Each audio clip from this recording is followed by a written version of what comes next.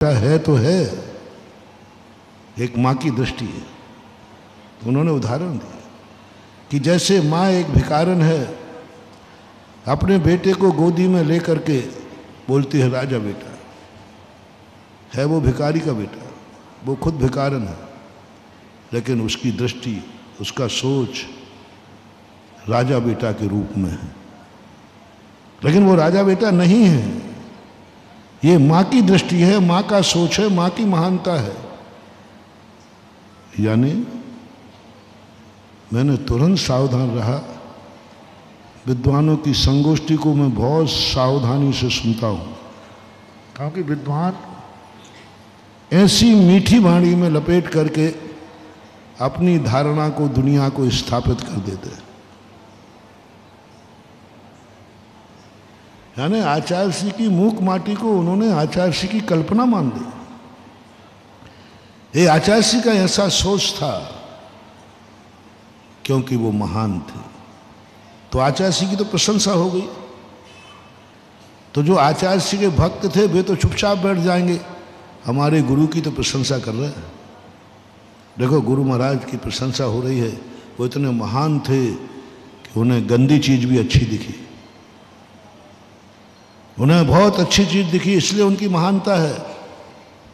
जो अंधा भक्त होगा वो गुरु की प्रशंसा सुन के चुप हो जाएगा, लेकिन जो गुरु का अंधा भक्त नहीं, गुरु का ज्ञान पूर्वक भक्ति होगी, वो तिलमिला जाएगा। इसका अर्थ है कि गुरु के कथन को इन्होंने मात्र दृष्टि माना, सृष्टि नहीं माना। ऐसी अबला होती नहीं है, ऐसा आचार्य श्री की मान्यता है, ये उनकी श्रद्धा है। नहीं, आज मैं उन्हीं शब्दों के लिए आपको नारी सम्मेलन में कहना चाहता हूं, अपन सब मिलकर के हम अपने जीवन में, मुनि पद में, आप पुरुष वर्ग में, आप नारी पद में, दुनिया को ये दिखा दें कि आचार्य श्री की कल्पना नहीं थी, वैसी हम हैं इसलिए कल्पना थी। आचार्य श्री ने कहा है सो अबला ऐसी नहीं है, अबला ऐसी होती है सो आचार्य श्री ने कहा है।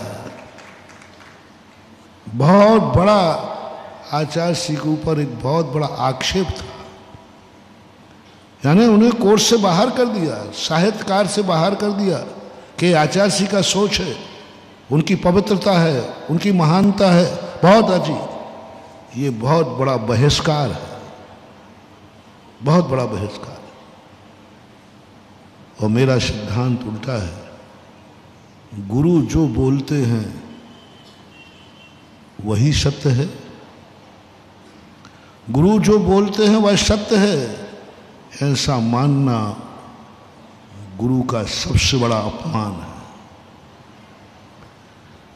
जिनवाणी में जो लिखा है वही सत्य है, ऐसा मानना जिनवाणी का अपमान है।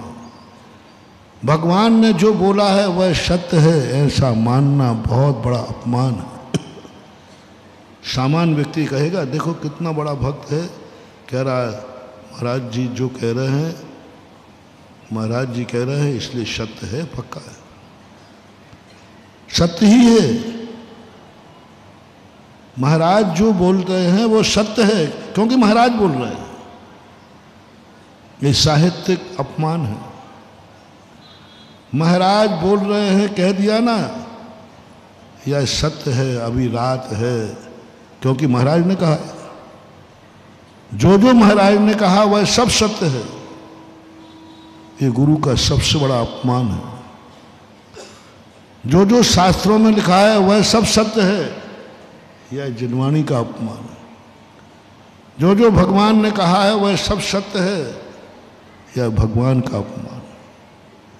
थोड़ा पलट दो, महाराज ने कहा है वह सत्य नहीं है, जो सत्य है वह महाराज ने कहा है। जिनवाणी में लिखा है सो सत्य नहीं है, जो सत्य है वह भगवान ने कहा है सो सत्य नहीं है, जो सत्य है वह भगवान ने कहा है। जब विद्वानों की ये चाल को मैंने पकड़ा इसी मूक माटी के नीच शब्दों पर, तब मैंने कहा मैं गुरु का अंधा भक्त नहीं हूं, मैं गुरु का सच्चा भक्त हूं। वे गुरु हैं इसलिए सच्चे नहीं हैं, वो सच्चे हैं इसलिए मेरे गुरु हैं। मेरे गुरु हैं इसलिए सच्चे हैं, मैं इसको नहीं मानता। मेरे गुरु हैं इसलिए सच्चे हैं, नहीं, वो सच्चे हैं इसलिए मेरे गुरु हैं। मेरा भगवान है इसलिए सच्चा है, नहीं, वो सच्चा है इसलिए मेरा भगवान है। ये स्थितियां आज हमारे सामने जब नारी जीवन के संबंध में पूज्य गुरुदेव के ये शब्द आए, तो कहीं ऐसा ना हो जाए कि सारा साहित्य जगत कह दे ये तो गुरु का सोच था, ये उनकी महानता थी, ये उनकी पवित्रता थी। नहीं, उनकी पवित्रता नहीं थी। हम नारी लोग ऐसे हैं इसलिए उन्होंने ऐसा कहा है, इसलिए कहा है। प्रमदा कहा है, किसने कहा कि मैं प्रमदा हूं? आचार्य ने कहा नहीं, प्रमाद से जो भरी होती है, मदों से जो भरी होती है, उन्मत्त होती है, जैसे हे उपाधि का ज्ञान नहीं होता, अच्छे बुरे का ज्ञान नहीं होता, नशा करने वाला मदोन्मत्त हो जाता है। उसे ये ज्ञान नहीं होता है कि शराब पीने के बाद